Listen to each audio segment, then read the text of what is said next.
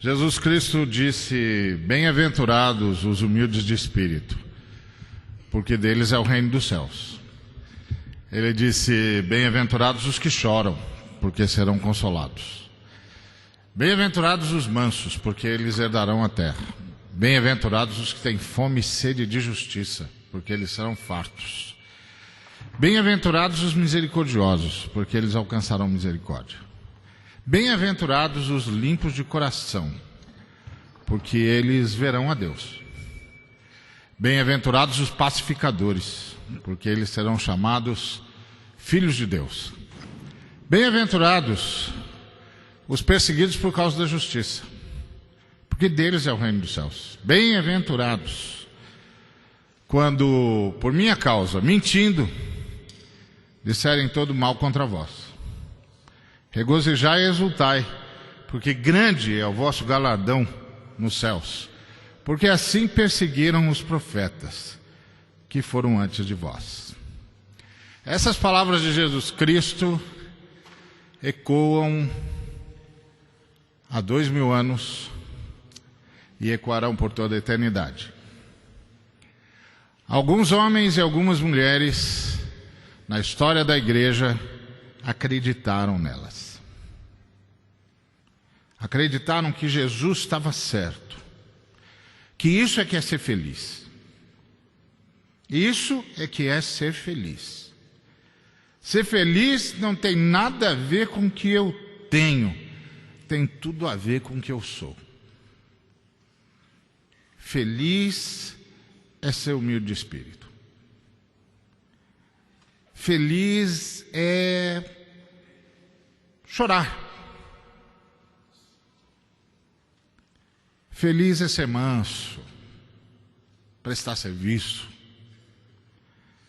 Feliz é ter fome e sede de justiça, é querer ver o bem de todos, a terra repartida, a renda distribuída. Feliz é ter misericórdia dos que não entenderam nada disso e pensam que tem de acumular e acumular e acumular. São miseráveis. Tem de ter misericórdia dessa gente. Feliz é acreditar que as possibilidades da graça são tantas que onde ninguém vê nada, a gente vê Deus. Feliz é pacificar,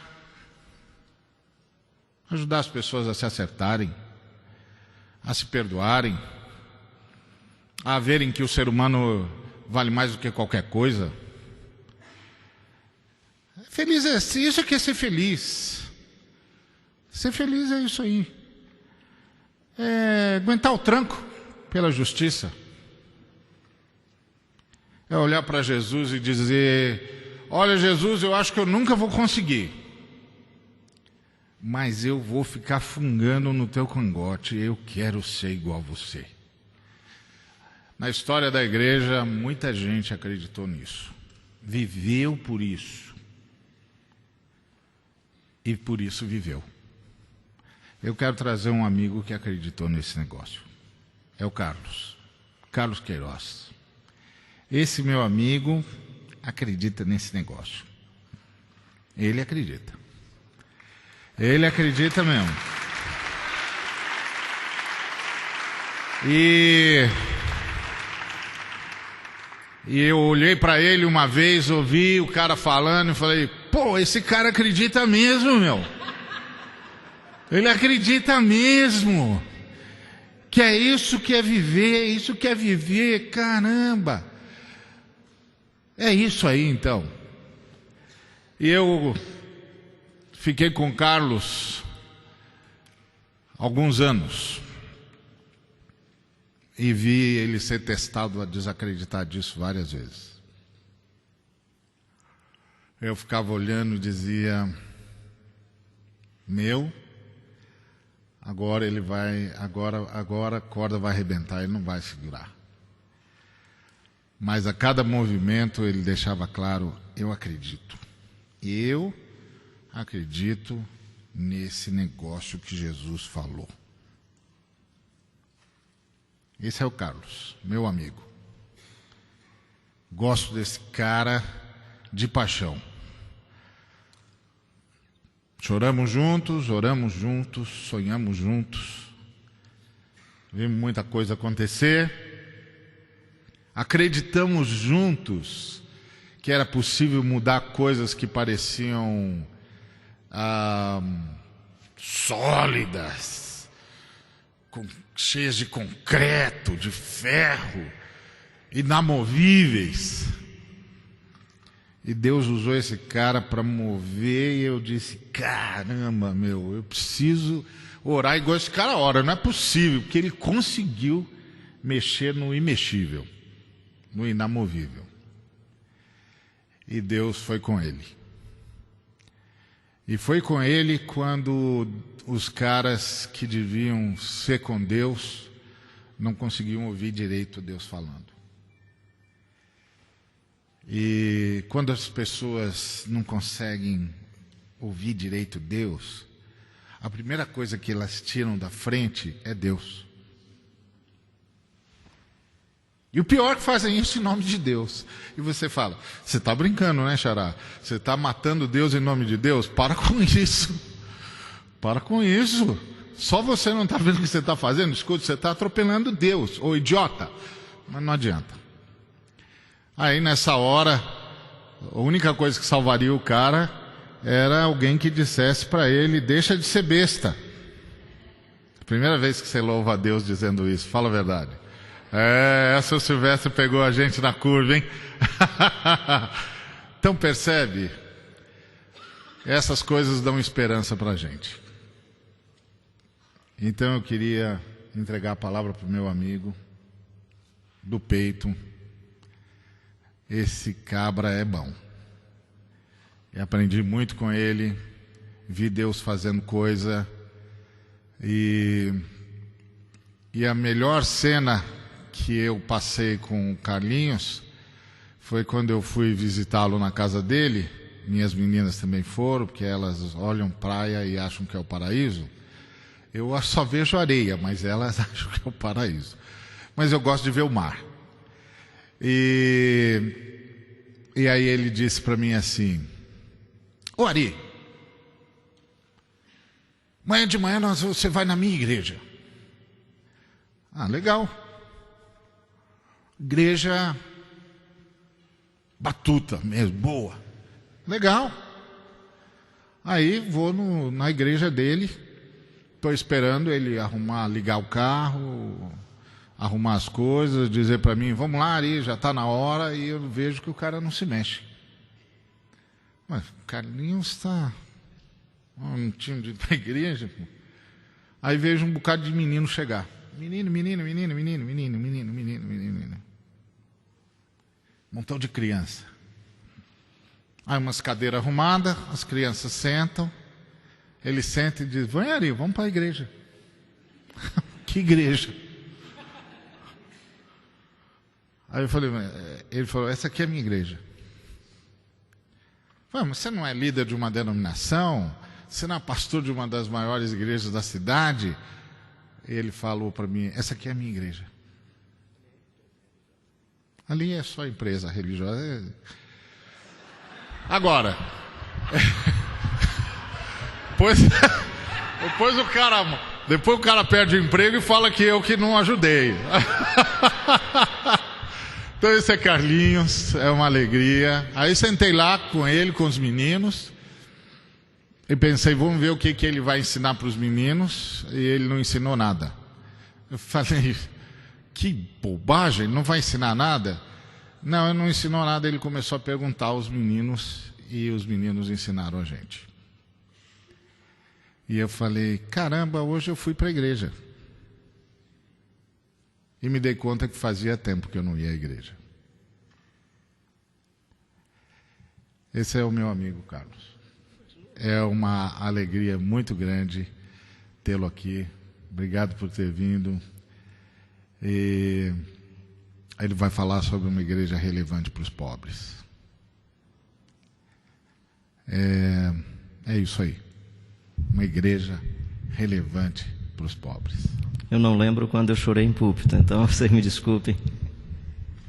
Tanto que eu não uso lenço quando venho para púlpito, mas aí hoje as lágrimas não puderam ficar contidas, não só da agora com a palavra do Ari, que foi muito animadora, até porque me sinto...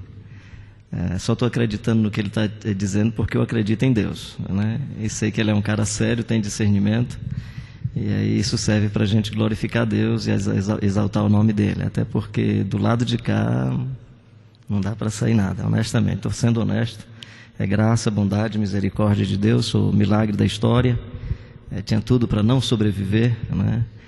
Criança cuja família, os primeiros irmãos fazem migração sem teto e vão para Fortaleza e conseguem morar numa casa de taipa dentro de uma vacaria, e foi aí onde eu nasci e graças a Deus sobrevivi. Muitos dos meus amiguinhos de infância não conseguiram sobreviver, alguns se foram por causa de desnutrição. Um dos meus amiguinhos morreu asfixiado com verme saindo pelo nariz, e foi uma cena terrível de presenciar, isso não sai da minha memória. Então sou um milagre de Deus, e se alguma coisa acontece é por pura graça de Deus. Agora sim, queria que você entendesse que eu estou num momento de muita elaboração, minha própria cabeça está uma bagunça, né? E acho que vocês vão entender a proporção que eu for compartilhando e falando algumas coisas desses meus últimos dias. E espero que vocês entendam também, porque o meu notebook está assim, anotações. E as anotações estão tais quais as anotações dos meus amigos de estrada durante esses dias. E por favor, quem tem notebook não se sinta agredido que eu tenho o meu. É porque hoje não consegui trazê-lo, não consegui mesmo, e fui só fazendo as minhas anotações nesses dias. A vida é para mim um encanto. Eu sou uma pessoa muito feliz com a vida, encantado com a música. Esses momentos que vocês estavam aqui cantando, vê meu amigo Diamâncio aí, para mim é gostoso, né? Silvestre, Marcão, misericórdia, é muito gostoso ouvir vocês aqui cantando. E vocês cantaram uma música, o Carlos estava ali do meu lado, eu disse ao Carlos, para que o pessoal não ache que eu estou copiando isso aqui para falar o que é que eu copiei andando aí na estrada de São Paulo, nas ruas de São Paulo, né? Depois eu falo um pouco mais, mas era: então minha alma clama a ti, Senhor, tão grande é tu, tão grande é tu, tão grande é tu. Então minha alma clama a ti, Senhor, tão grande é tu, tão grande é tu, tão grande é tu. Meu amigo José da Silva. José da Silva conheci nessas madrugadas aí aqui em São Paulo. Cheguei, peguei aquele ônibus mais simples do aeroporto, findei chegando ali na Estação da Sé, depois saí, andei pela madrugada na Praça da República, reclinei a cabeça em alguns lugares, procurei conversar com algumas pessoas. O dia demorando a amanhecer, porque eu já tinha conversado com o vigia no Recife.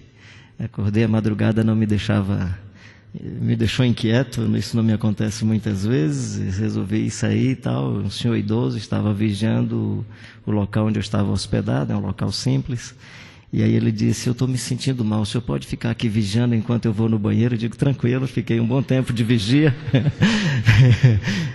Não sei se aparecesse alguém, que problema ia acontecer. Então esses personagens mexeram muito com minha cabeça esses dias. Então eu queria que vocês entendessem que as minhas elaborações estão muito parecidas com as elaborações que eles fazem.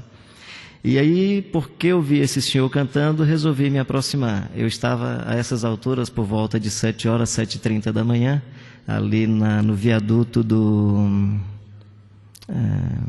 Pedroso, viaduto do Pedroso, tentando um albergue onde eu pudesse comer alguma coisa, quem sabe dormir, e esse cidadão também estava na fila, e a fila era muito grande. Então me aproximei dele, foi quando ele se identificou como Francisco da Silva, Francisco da Silva, filho do seu Francisco Félix.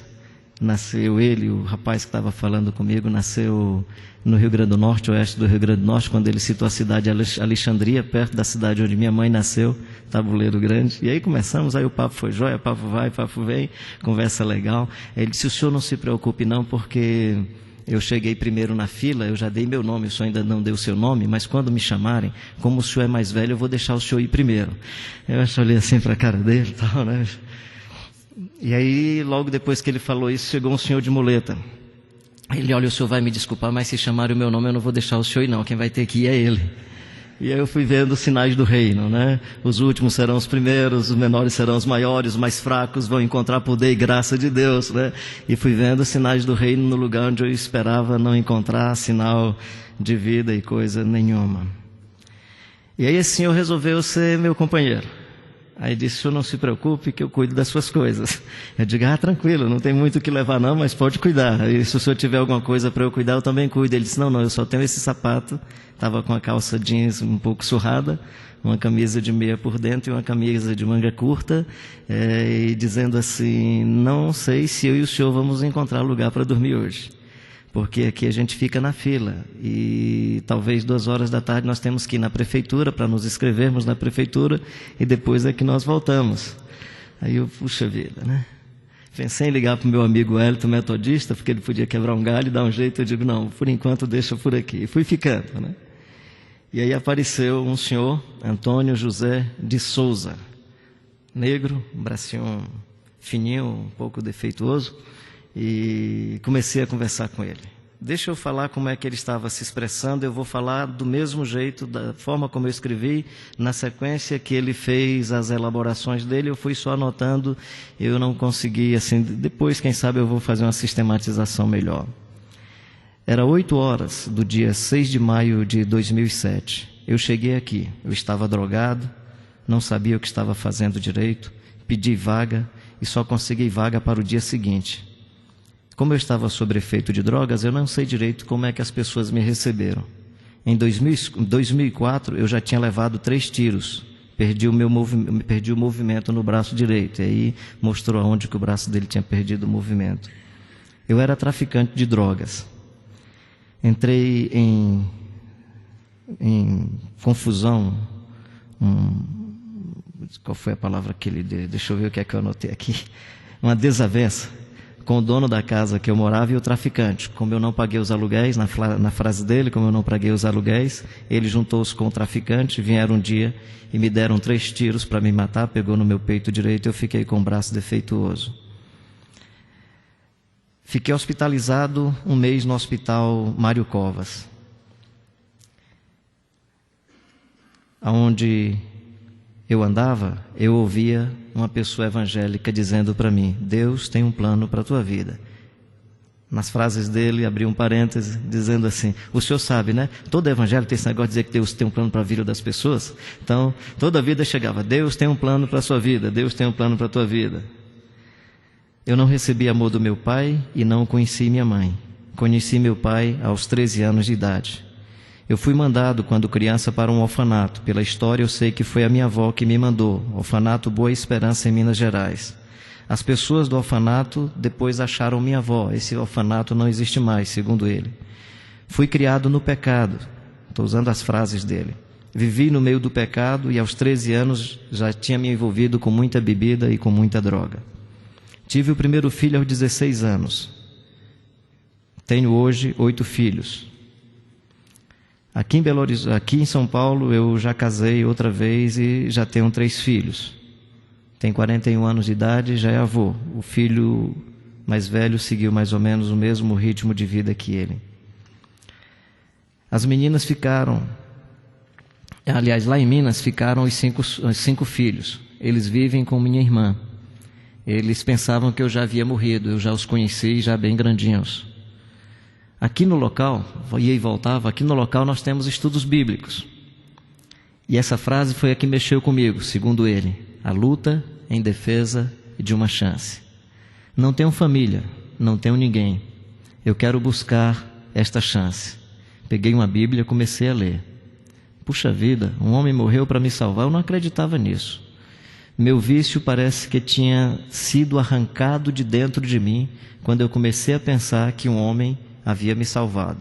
Na expressão dele, era como se uma mão tivesse entrado no meu coração e tirado todo o vício e toda a minha maldade. Eu hoje tenho uma família, eu tenho uma comunidade de fé. O que mais mexeu comigo foi o amor com que o pessoal me recebeu. Eu era um bicho, e eu sabia que eu era um bicho. Aqui eu conheci minha esposa. Ela foi abandonada pela mãe aos 13 anos. O pai tentou abusá-la sexualmente. Ele me permitiu falar dessas coisas porque disse que já deu esse testemunho público. Conseguimos construir uma família. A igreja nos aceitou com toda a nossa carga de vida. Eu me senti muito amado. Foi aí quando eu comecei a achar que Deus me amava. Eu acreditava nessa história do amor de Deus, mas só vi que Ele me amava quando pessoas concretas na minha história de vida souberam me amar. Sabe como é que eu vejo a igreja? Eu vejo a igreja como a Arca de Noé. Só que eu vejo uma diferença. A Arca de Noé tinha as portas fechadas. A igreja que eu encontrei era uma arca de portas abertas. Onde é a sua igreja? E aí ele começou a me descrever sobre a sua comunidade, no meu entendimento, a expressão religiosa. A leitura que eu faço é que ele estava chamando de sua igreja, lugar de acolhimento, esse ambiente ali debaixo do viaduto do Pedroso.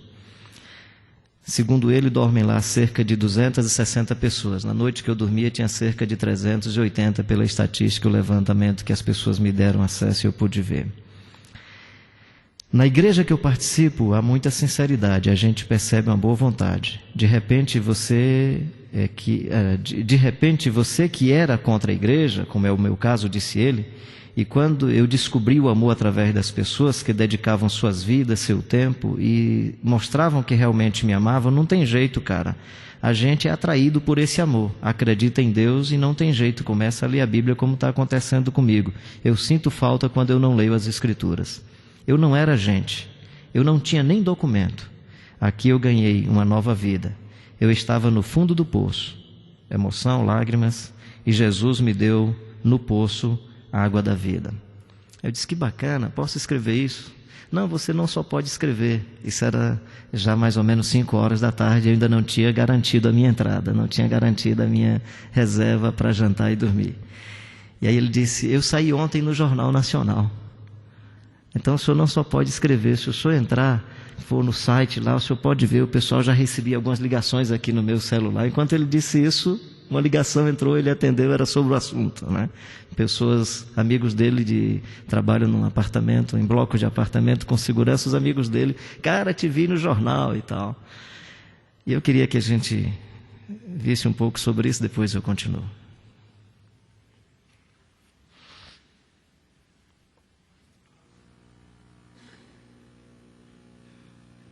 O Jornal Nacional está apresentando nesta semana uma série de reportagens sobre o trabalho social de igrejas evangélicas que atuam no Brasil. Hoje você vai conhecer o trabalho dos metodistas nos subterrâneos da nossa maior cidade.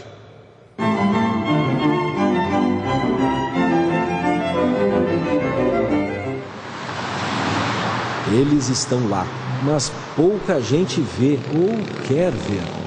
Vidas estacionadas nas calçadas, presas no beco escuro da indiferença. A cidade trata como quem não tem mais chance. Eles olham para aquilo e não tem jeito mais. É um caminho que parece não ter volta. Viver na rua transforma a vida das pessoas por fora e também por dentro. Sensações de raiva, fome, angústia, solidão vão se multiplicando. A Prefeitura de São Paulo estima que hoje 12 mil pessoas vivam dessa forma, numa espécie de prisão a céu aberto nas ruas da cidade. Pois quis a ironia que justamente aqui no bairro da Liberdade, uma porta aberta para dentro de um viaduto se transformasse numa espécie de saída, numa chance para quem não tem mais nada. A escada leva para uma espécie de oásis urbano, repleto de desencontros. Meu nome é Edileuza Maria de Lima. Sou daqui de São Paulo, quero que a minha família venha me procurar. Estou procurando um primo meu de Minas Gerais. Uma chuveirada que revigora, um tanque para lavar as roupas, um ferro para passar. Um lugar para trocar a dureza do cimento pelo conforto de um travesseiro. Por enquanto, seu endereço é o quê? O armário 59.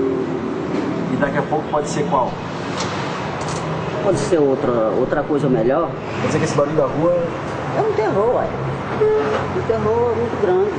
Quando essa pessoa está perdida, ele precisa de um gesto, de alguém que estenda a mão, de alguém que demonstre o amor de Cristo de forma prática.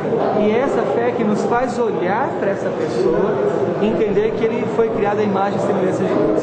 Na verdade, se não fosse a fé, nós não estaríamos aqui. Esta é a fé dos evangélicos da Igreja Metodista, fundada em Londres no século XVIII. Ela chegou ao Brasil em 1835 e hoje tem aqui 341 mil fiéis. Os metodistas são conhecidos por serem missionários, por considerarem que o mundo é a sua paróquia e por não perderem a esperança nas pessoas. A fé em ação, ela transforma muita coisa, né? Essa é a crença de quem está nesses trabalhos. E essa é uma crença importante porque acaba tendo uma interferência, às vezes definitiva, na vida de indivíduos, né? Quem acreditaria em Antônio, afundado nas drogas, alcoólatra, abandonado pela família, mendigando nas ruas, uma chance de sobreviver? Eu falei assim, ó, eu posso entrar para tomar um copo de água? Aí ele, carinhosamente, ele abriu a porta. O que você sentiu nessa hora? Nessa hora o chão parece que se abre, né, meu? Essa porta aqui, o que foi para você? Que foi a entrada, foi o começo de uma vida, né? Antônio foi recebido no abrigo pelo ex-capitão Luiz Pereira de Souza, condenado a 43 anos de cadeia por assassinato. Diz que conheceu a fé na prisão. Dia 15 de dezembro de 95, entrei em pânico lá, falei, não fico mais daqui um dia. Você lembra da data? Lembro. Por que você lembra tão bem dessa data? Eu lembro da data porque foi nesse dia que tive uma experiência com Deus em que eu vi Jesus me abraçando e ali eu pude mudar a minha vida. Sem esperar, ganhou um indulto depois de cumprir 14 anos de pena. Quando eu vi o documento, estava lá, ex-sentenciado Luiz Wilson Pereira de Souza está perdoado de todo o restante da sua pena, pode ir para casa. Nessa hora? Nessa hora desabei, comecei a chorar e só falava uma coisa, Deus é fiel, Deus é fiel, Deus é fiel. De ex-detento, o antigo capitão passou a ser salvador de almas. Luiz deu a Antônio o conforto e a chance de que ele precisava. Mudança iluminada. Do esquecimento das ruas para uma vida intensa.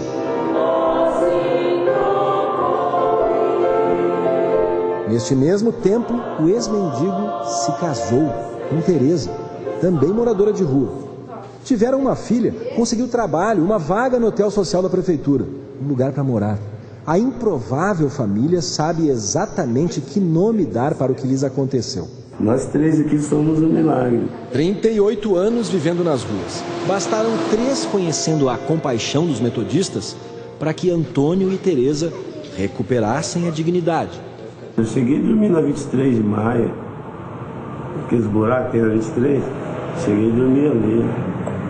E hoje, quando alguém te perguntou, onde é que você mora? Eu moro na Brigadeiro Luiz Antônio, Bela Vista.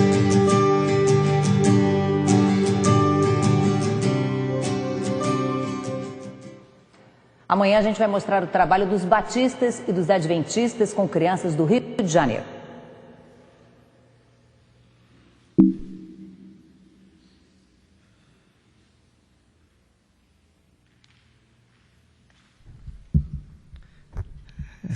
É só aí para vocês verem que eu tô do lado do artista.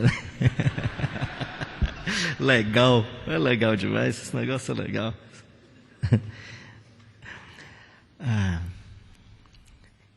E aí foi depois dele que ele disse, você já conseguiu o lugar, já conseguiu sua vaga? Eu digo, não, ainda estou esperando. Mas disseram alguma coisa para você? Não, ainda não. O Pereira chegou, e o Pereira é esse cidadão aí. E aí o Pereira disse, mas seu nome é Carlos Queiroz? Aí eu digo, meu nome é Carlos Queiroz. Aí ele disse, puxa vida, o Hélito tinha me falado sobre você, e disse que só queria ser recebido como os demais, mas espera, eu digo, não, por favor, você vai mudar o critério, eu estou saindo da sua sala. Ela, então tá bom, vai ali, a assistente social vai lhe atender. Aí sentei, a assistente social perguntou meu nome, número da carteira de identidade e tal, né? E aí depois ela perguntou o que é que eu estava fazendo em São Paulo, eu falei que estava de passagem. Mas o senhor está de passagem para onde? Eu não lembrei do nome da cidade onde era o evento. Ele disse, é uma cidade aqui vizinho, mas eu não sei o nome da cidade, né? Ele, mas o senhor tem lugar para ficar lá na cidade? Eu, lá com certeza eu vou ficar, eu estou precisando de um pernoite aqui. É só um pernoite, deixa eu ver o que é que a gente faz. Aí me trouxe um papelzinho, autorização para a cama 32, né? E aí eu recebi a autorização para a cama 32. Tinha percebido que os banheiros não eram tão bons, dava para tomar um banho, fazer xixi e tal. E aí pedi uma saída lá e consegui chegar no restaurante e tal, né? Então pude fazer esse tipo de alternativa, porque segundo a assistente social, inclusive que foi a primeira frase dela para mim, o senhor não tem cara de morador de rua. Eu disse ainda não, né? Ainda não. Também não disse que é porque estava com sério problema ou se porque tem um grande desafio. Nem disse quais são as duas coisas, né? Mas apenas falei isso, né? E foi uma noite muito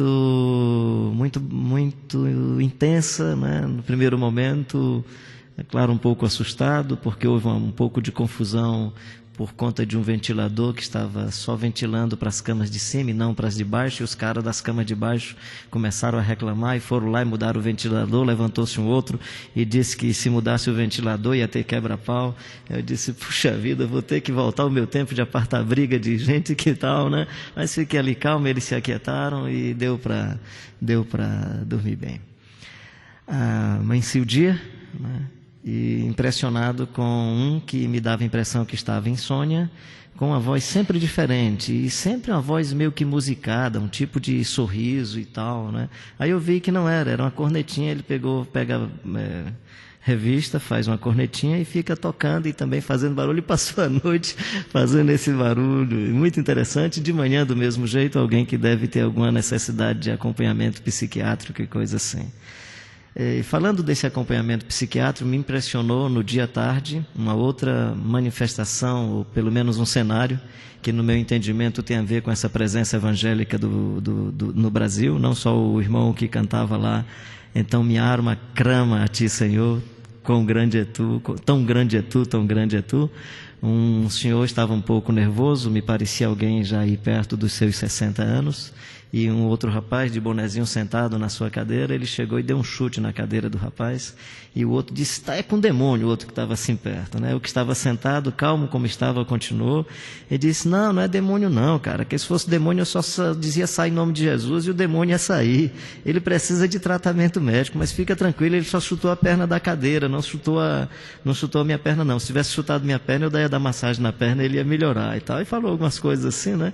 E aí eu fiquei pensando, caramba, o cara tem mais discernimento do que muitos pastores nossos por aí que ficam expelindo o demônio de pessoas enfermas e tal. De novo eu disse, tem alguma coisa do reino de Deus, do evangelho de Jesus Cristo aqui nesse ambiente. Aproximou-se o momento do café e vi uma senhora de mais ou menos, na minha percepção, talvez 63, 65 anos, de Bíblia aberta, caderninho na mão, lendo o texto bíblico e fazendo anotações, né? Me aproximei, olhei para ela, ela olhou, baixou a vista, tentei de novo ver se era possível algum diálogo, percebi que havia um sinal de proteção, então, respeitando a privacidade, fiquei na minha. Aproximou-se depois uma senhora mais jovem, sentou à mesa à minha frente. Aí eu perguntei, tudo bem? Ela, tudo bem. Você é de onde? É que a cidade é meio difícil, aqui é de São Paulo, eu não sei como é que é esse nome aqui, Guaratatuba, sei lá. Deixa eu ver como é que é. Guaraguatatuba, está no outro papel. É assim, meu papel às vezes está na mochila, no bolso, então vocês vão entendendo isso, né? Ela disse, mas lá é muito ruim para a gente viver. As pessoas foram para mim muito indiferentes. Eu digo, a senhora sempre viveu assim nessa condição de rua? Ela disse, não, eu vivo assim há 2 meses. Meu marido é um homem muito violento. E eu descobri nesses últimos dias que a rua é mais tranquila para mim do que minha casa. E eu saí de casa. Estou vivendo na rua. Mas a rua é muito difícil e estou preocupada porque a rua é também um vício. Eu estou com medo de ficar viciada pela rua. Eu não quero ser viciada pela rua. O pessoal me acolheu aqui, eu fiquei 2 dias, mas eu não tenho mais direito amanhã. Porque outras pessoas que não tiveram chance de dormir nesse frio, a gente fica fazendo um rodízio. Então vem outras pessoas, então amanhã eu já não sei aonde eu vou dormir. Me impressionou que muitas pessoas vivem em condições de rua permanente aqui em São Paulo. E pelo menos eu não tenho um diagnóstico porque não deu tempo de fazer uma pesquisa, eu tenho só alguns testemunhos. As pessoas com as quais eu conversei, elas queriam só uma dormida como eu, só um lugar para dormir. Algumas saem 5 horas da manhã para buscar algum trabalho, alguma atividade. O meu amigo lá do Rio Grande do Norte, né? Logo que eu saí, voltei, ele não estava mais. Aí o Wellington já ia me trazendo e eu disse: Wellington, eu esqueci da minha Bíblia e do meu caderninho, ficou lá em cima de uma mesa. Voltei para pegar minha Bíblia e o caderninho e o cidadão estava lá. Dei um abraço nele, falei com ele. E aí eu disse: o senhor vai para onde? Eu vou para as ruas, porque não posso mais dormir hoje aqui. Já terminou o meu turno, né? E eu senti desejo de dar uma oferta para ele. Peguei no meu bolso, dei uma oferta para ele. Ele disse: muito obrigado, eu vou ficar em qualquer lugar na rua hoje sentado, porque eu ia para as ruas para juntar o dinheiro para o meu almoço e para o meu jantar. Já está garantido o almoço e o jantar. A dormida pode acontecer em qualquer canto. Eu me lembrei de Jesus quando disse que as aves dos céus têm seus ninhos, as raposas têm seus covis, mas o Filho do Homem não tem aonde reclinar a sua cabeça. Deixa eu dizer algumas coisas sobre os pobres, um pouco à luz do texto bíblico, para não ficar aqui contando só a história sobre os pobres. No livro de Lucas, no capítulo 6, você vai encontrar uma percepção, no meu entendimento, meio que ideologizada do pobre.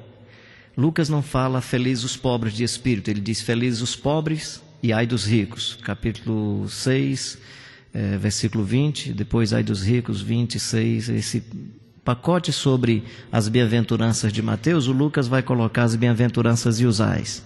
Então ai dos felizes os pobres, ai dos ricos. Os textos não são contraditórios, eu entendo textos como textos complementares. Se você olha para o livro de Lucas, eu entendo que nós vamos compreender a relevância da igreja para o pobre. Se nós pegamos o livro de Mateus, como o pobre no livro de Mateus é um estado de alma, é uma condição interior, não é simplesmente uma conotação econômica, psicossocial, não é um estado de marginalização da situação da vida, é um desdobramento do encontro com Jesus Cristo de Nazaré, e você vai perceber aí um tipo de felicidade, um tipo de alegria que é decorrente da confiança plena em Deus, e aí refere-se a um estado de alma. Então, se eu pego Mateus capítulo 5 e o versículo 3, eu vou perceber o pobre como sendo uma categoria de espiritualidade relevante para a igreja. Se eu tomo Lucas capítulo 6 e versículo 20, eu vou ter o pobre como uma experiência histórica, como uma manifestação das injustiças sociais, como uma expressão da exploração humana, o pobre sofrido, o pobre à margem da sociedade, e aí sim, a igreja precisa ser relevante para esse pobre. Quando nós pegamos 2 Coríntios capítulo 8, aí o pobre, no meu entendimento, já tem uma outra conotação, porque Paulo incentivando os irmãos da Macedônia a serem relevantes para as comunidades sofridas, principalmente os irmãos sofridos de Jerusalém, e apela àquela comunidade que possuía grana, que possuía uma riqueza espiritual, a despeito dos seus sofrimentos e a despeito da sua pobreza, é assim que Paulo diz, mas eles eram generosos e despojados. Paulo, para incentivar esses irmãos, ele diz assim: porque Jesus, sendo rico, se fez pobre. Quando eu olho esse texto, por mais que Paulo esteja falando da riqueza dentro da nossa concepção de riqueza, eu olho para outros textos bíblicos que diz o seguinte: não podeis servir a Deus e as riquezas, e os que querem ficar ricos nesse mundo caem em grandes tentações do diabo. Presumo que a categoria de riqueza que Paulo está falando ali não é a mesma categoria de riqueza que está em nossa cabeça. E presumo que a categoria de pobre que Paulo está falando ali não é a mesma categoria de pobre do Lucas capítulo 6, que é o pobre economicamente pobre, porque ele está falando do Jesus Cristo de Nazaré, que busca no jeito de ser do pobre e na cultura ambígua do pobre uma forma de encarnação, ou seja, faz dessa história e dessa realidade uma mediação, a fim de que na contradição e nessa absurda ambiguidade da encarnação, ou seja, esse ato de Deus se revelar de maneira tão plena através da história do pobre. Aí nesse sentido, que presumo é a mesma ideia, não estou falando que o texto inspirou o texto de Mateus, eu estou falando dessa teologia, dessa doutrina do Jesus Cristo de Nazaré, inspira tanto o texto de Mateus como, no meu entendimento, inspira o texto de Paulo. O que é que eu estou querendo dizer com isso? Desafiar-nos a pensarmos no pobre como um acontecimento. Aí eu não diria os pobres, eu falo o pobre, ele, o pobre. Aquele que, sendo em forma de Deus, não teve por usurpação o ser igual a Deus. É uma outra maneira de dizer sendo rico se fez pobre, ou seja, sendo Deus se fez humano, serve entre os seres humanos.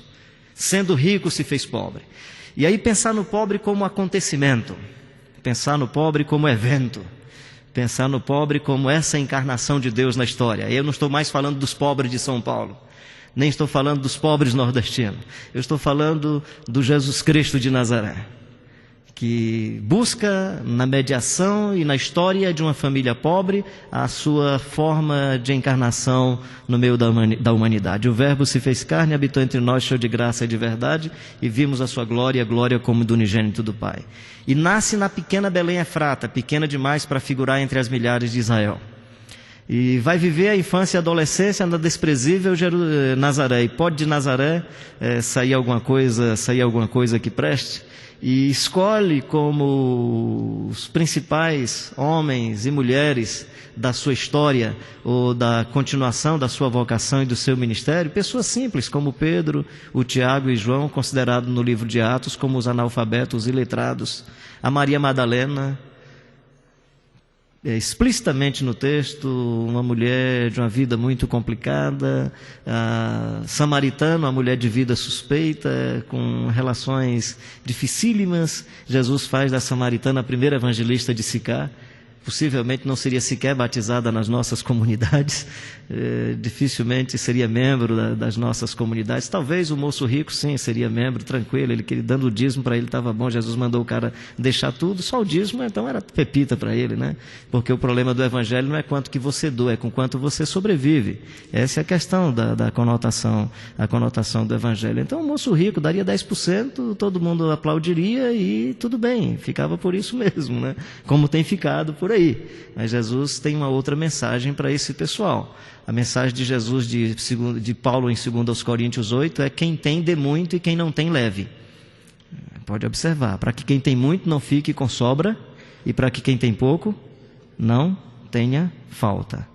Então, na comunidade de nosso Senhor Jesus Cristo, nessa experiência da primeira geração de Jesus e a primeira geração de discípulos, é quem tem muito dá muito, e quem tem pouco leva o que foi dado, para poder sobreviver, para que haja igualdade entre os irmãos e as irmãs. Quando eu olho então essa igreja de 2 Coríntios, capítulo 8, eu percebo alguns sinais interessantíssimos que possivelmente podem inspirar as nossas igrejas. Diz o seguinte: eles eram abundantes em alegria, a despeito da profunda pobreza, e essa pobreza superabundou em grande riqueza da sua generosidade. Eles eram pobres, mas eram pobres generosos. É o cidadão que está na fila, esperando uma chance para ter alimento e poder dormir, e dizer assim: não, o senhor é mais velho, o senhor vai primeiro do que eu. Muita generosidade. Não, esse outro entrou, ele é pior do que eu e o senhor. É muita generosidade. É muita generosidade. É muita bondade. É muito carinho, é muito cuidado, né? É muito calor humano. Lembro em Olinda, no bairro de Butrins, fiquei hospedado na casa de uma família, numa coberta de madeira. Na verdade era uma coberta de madeira, num corredor de barro, muito mais parecido com um corredor de lamas. A gente entrava passando um pé e no outro, e quando eu cheguei no final do corredor, tinha umas cobertas de madeira, e aí a senhora cobriu umas gaiolas com os passarinhos com lençol. No outro dia que eu fui saber que não era para os ratos pegarem o passarinho, era porque ela também vendia cachaça, e como foi hospedar o pastor, cobriu a cachaça para o pastor não ficar escandalizado. Eu, puxa vida... E aí dormi numa cadeira, me parece encontrada em algum lugar como sendo assento de carro, porque deu para deitar a cadeira um pouquinho, tinha toda a característica de cadeira de assento de carro, mas eu não vi as peças do lado, não dava para identificar, o local não tinha iluminação. E depois eu percebi que ela tinha me dado o melhor lugar da sua casa. Fiquei constrangido quando percebi as crianças se mexendo e uma tocando na outra, 3 crianças dormindo no chão, e possivelmente pelo menos 1 ou 2 delas dormiam naquela cadeira. Enquanto eu ofereço o resto, a sobra, a roupa velha, o ambiente periférico da minha casa, ela estava me dando o melhor que ela tinha. A igreja que quer ser relevante para o pobre, ela tem que ser fecunda em generosidade. Fecunda em generosidade. Também, irmãos, vos fazemos conhecer a graça de Deus concedida às igrejas da Macedônia. Igreja que quer ser relevante para os pobres tem que resgatar o conceito da graça. E como refluxo, ser igreja graciosa.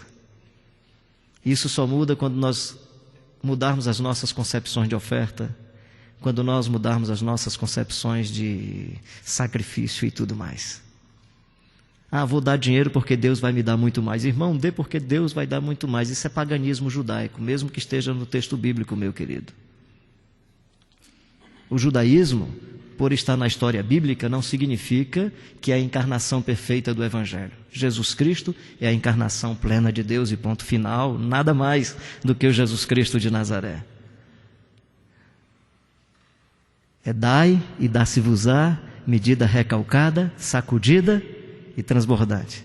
Sabe o que é que o texto está dizendo? Dai perdão, não é dinheiro. O pessoal põe isso em envelope de doação, mas isso é sobre perdão. Pode ir lá para o texto. É sobre perdão. É sobre perdão. Entender a graça de Deus. Uma igreja que aparentemente é a igreja que deveria receber, é a igreja que está doando. É a igreja que está doando. Superabundou em grande fecundidade da sua generosidade. Pediu-nos com muitos rogos a graça de participarem da assistência aos santos. Meus queridos, essa história de andar nas ruas e estar perto de algumas dessas pessoas é privilégio para mim. É pedir com muitos rogos a Deus para ver se eu mudo, para ver se eu me converto, para ver se a minha vida melhora. É a chance de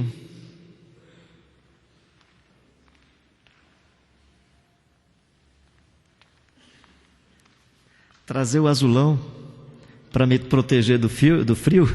Alguns irmãos conhecem o azulão. Esse personagem tem 27 anos. É um dos meus maiores amigos, me protege do frio. Brioso ficou em casa há 32 anos, é do casamento, é da festa, culto de formatura, assinar documentos com repartições públicas, né? Brioso não vem, Brioso não topa estar comigo aqui. Ele não toparia as ruas, é muito escandaloso para ele, é muito complicado para ele. Ele tem um tipo de conversão que ele não aceita isso. Isso é andar com o cão, com o diabo, com não sei o que, ele está noutra, né?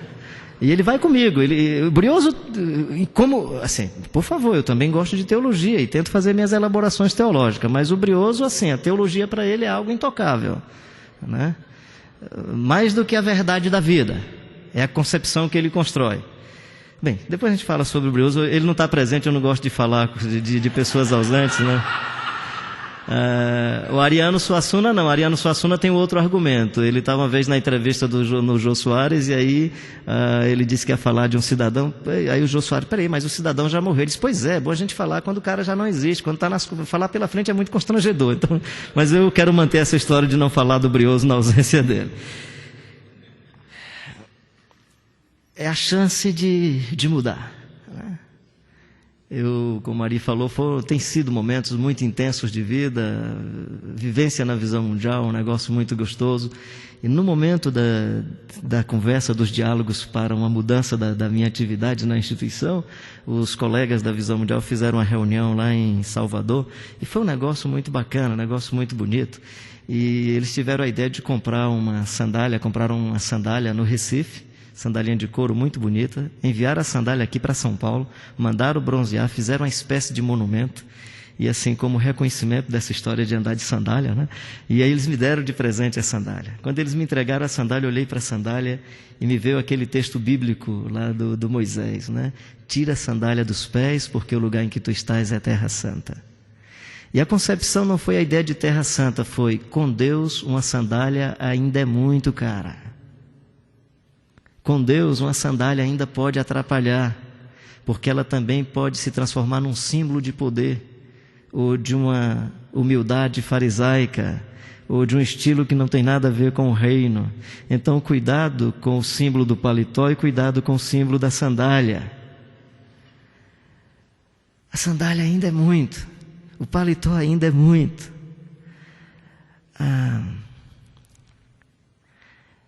essa tensão que nós não percebemos na alma, no coração, no contexto das nossas experiências, né?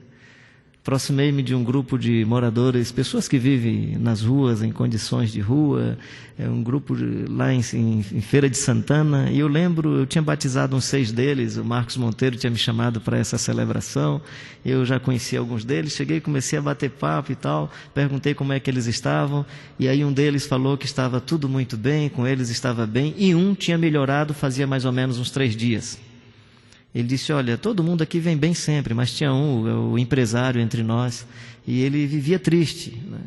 Ele disse, como assim empresário? Ele possui um carro de mão, ou seja, possuía um carro de mão. E ele toda noite amarrava uma cordinha no braço e na perna do carro de mão para dormir, e quando alguém balançava o carro de mão, ou ele se balançava, que mexia no carro de mão, ele acordava, então ele passava a noite inquieto. E agora roubaram o carro de mão dele. Depois que roubaram o carro de mão dele, ele dorme tão sossegado, ele é tão tranquilo, ele está tão bem. A empresa dele foi à falência, agora ele está em paz, né? E eu fiquei imaginando sobre isso, né? Quanta tensão por causa do estilo, por causa da roupa, por causa da marca do carro, por causa da sua imagem pública, por causa do seu jeito de ser ou não.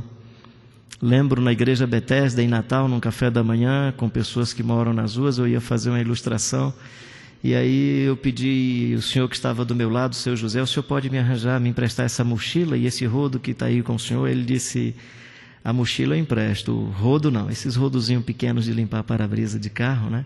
Aí eu fiquei curioso, retornei a pergunta para ele e disse, por que o senhor me empresta a mochila e o rodo não? Ele disse, porque a mochila é da minha vizinha, apontou para a amiga que estava do lado, e o rodo é meu. Ou seja, se o problema é do outro, se a fome é do outro, se o frio é do outro, se a dificuldade é do outro, se o menino que recebe um tiro na cabeça é do outro, se a mulher que é violentada pertence a outra família, não é da minha família, se o indivíduo que é morto é de outro ambiente, se não faz parte do meu reduto, se não faz parte então pode se arrebentar. Então a mochila o senhor leva porque não me pertence, o senhor pode fazer o que quiser com ela. Eu disse, o rodo, por que o senhor não me empresta? Ele, o rodo é o meu ganha-pão. Aí me veio aquele texto, alguns confiam em carros, outros em cavalos, mais alguns em rodos, né? Você tem seu rodo, meu querido e minha querida. A igreja que é relevante para os pobres é uma igreja que não se preocupa com a possibilidade, inclusive da assistência. Aliás, todos os santos que foram considerados santos, de fato, foram homens e mulheres que de alguma maneira tinham temor e compromisso com Deus e temor com a aflição e o sofrimento dos pobres e das pessoas sofridas da sociedade. Pode fazer a lista, João da Cruz, Teresa de Calcutá, Martin Luther King e por aí vai. Você pode fazer a lista desses homens e mulheres que de alguma maneira, ainda que entre eles alguns institucionalmente, tinham um compromisso com o reino de Deus e tinham um compromisso com Deus, um compromisso com as pessoas à margem da sociedade. E essa é uma igreja que queria ter a graça de participar da assistência aos santos. E não só fizeram como nós esperávamos, mas também deram a si mesmos, primeiramente ao Senhor, depois a nós pela vontade de Deus. O que nos levou a recomendar a Tito, que como começou assim também complete esta graça entre vós. Como porém em tudo manifestais superabundância, e observa o que é uma igreja relevante, superabundância, tanto na fé e na palavra, como no saber e em todo cuidado e em nosso amor para convosco, assim também abundeis nesta graça. Não tem como. Quer servir aos pobres? Tem que ter fé. Tem que confiar em Deus, na possibilidade do suprimento, que Ele vai garantir que não vai faltar o pão, e que às vezes você vai precisar orar e esperar uma cura mesmo, para que a pessoa seja levantada do leito. É isso mesmo, é poder de Deus, é graça de Deus. É acreditar que Deus é Deus, e que tem situações que nós não vamos resolver com as nossas mãos, nem com a nossa oração poderosa. É o Deus poderoso que, por causa da graça dele, faz agir a despeito da gente não orar direito. É o Deus que é Deus. Mas essa igreja que mergulha com a cara e o jeito do Jesus de Nazaré. Em nome de Jesus, o Nazareno, levanta e anda. E é muito interessante o que aqueles 2 homens estão dizendo, Pedro e João. Olha para nós. Presumo que o que eles estão dizendo é: olha para nós, não é olha para o nosso testemunho. Outros textos da Bíblia, o próprio Evangelho requer de todos nós que sejamos testemunhas, tanto no sentido de mártires, no sentido de pessoas que são seguidores e seguidoras de Jesus, propensas ao martírio, como testemunho no sentido de comunicar essa verdade a respeito do Evangelho. Mas quando eles dizem ali, olha para nós, eu presumo que o que eles estão dizendo é: olha, o nosso jeito é igual ao seu, cara, nós não temos prata nem ouro. E nós conhecemos o Jesus de Nazaré. Puxa, pode de Nazaré sair alguma coisa que preste? O coxo se sentiu em casa. Eles são iguais a mim e estão falando de alguém de uma comunidade parecida com a minha. E em nome do Jesus de Nazaré, a despeito de toda a limitação do que estava à porta do templo e dos 2 homens que estavam ali, a despeito da limitação deles, o poder de Deus operou e fez-se presente de forma graciosa e bondosa. Precisamos fazer uma avaliação do nosso contexto. Se os frutos dos nossos ambientes são frutos do reino de Deus ou se são frutos interessantes do empreendimento religioso do contexto brasileiro. De olharmos depois como Salomão e dizer: tudo foi vaidade. E de Jesus olhar para você e dizer: você não acrescentou um côvado ao meu reino, você não acrescentou um palmo à sua vida, tudo que você fez não tinha nada a ver com as coisas do meu reino. Aliás, esse é um peso que eu carrego na minha própria alma. E levo comigo pedindo a Deus que tenha sempre o discernimento, e quero sempre ser exortado, animado por vocês, consolado por vocês, alertados por todos vocês e todas vocês, quando porventura não estiver seguindo esse caminho do reino de Deus. Pois conheceis a graça de nosso Senhor Jesus Cristo, que sendo rico se fez pobre por amor de vós, para que pela sua pobreza vos tornassem ricos, né?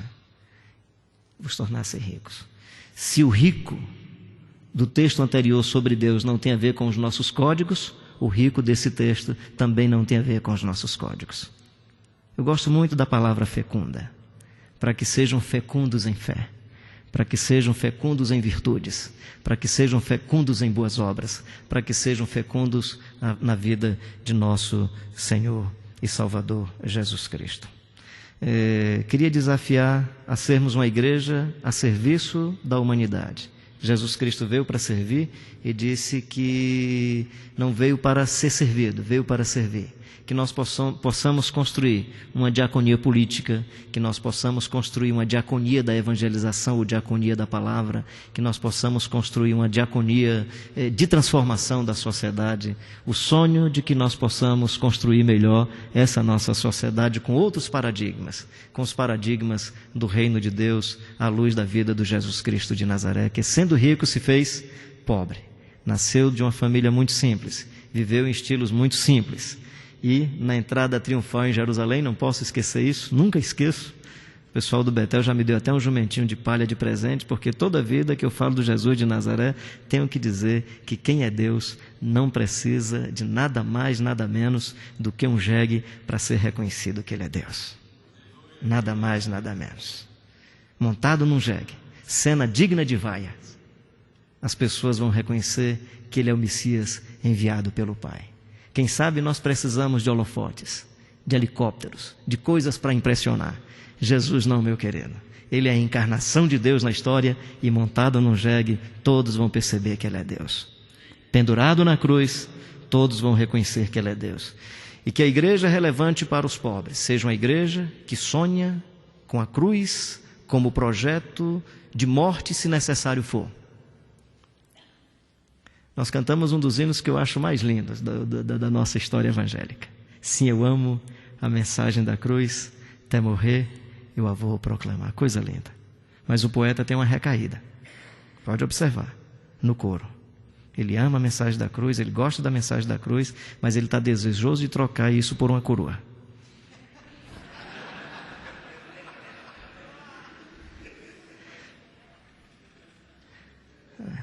Porque nós ainda não compreendemos essa história da mensagem da cruz. A mãe do Tiago e João não compreendeu a mensagem da cruz. E não compreendeu o que é que Jesus chama de glória. Pai glorifica o Filho para que o Filho glorifique a Ti. Estava se referindo aqui. É chegada a hora de quê? Hora da cruz.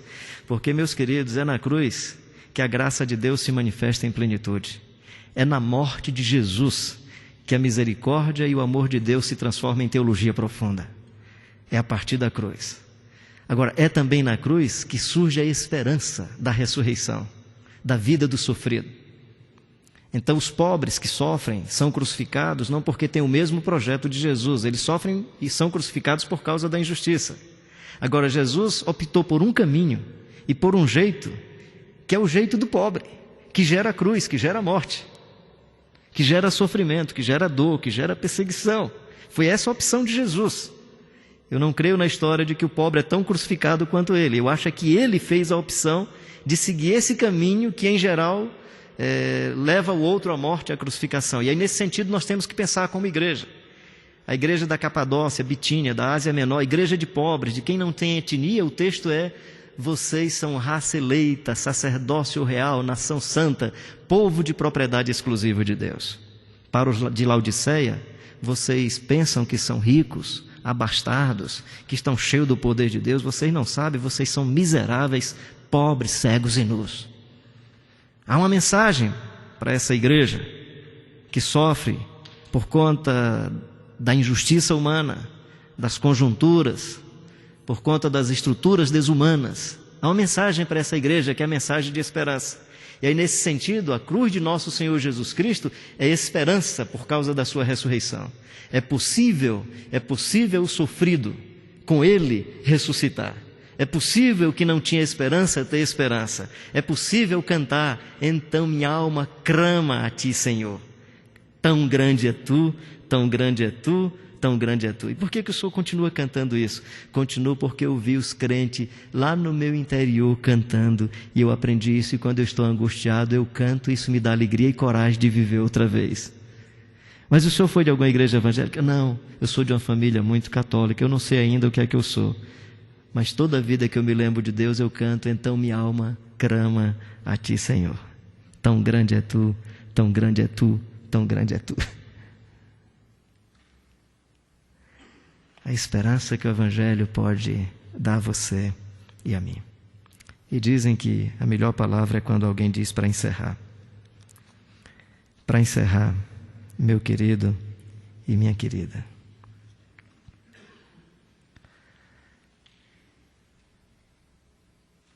o jegue voltou uma semana depois, pelo mesmo caminho. Chegou em casa, triste, frustrado, acabrunhado. Mãe, eu fui pelo mesmo caminho, mãe.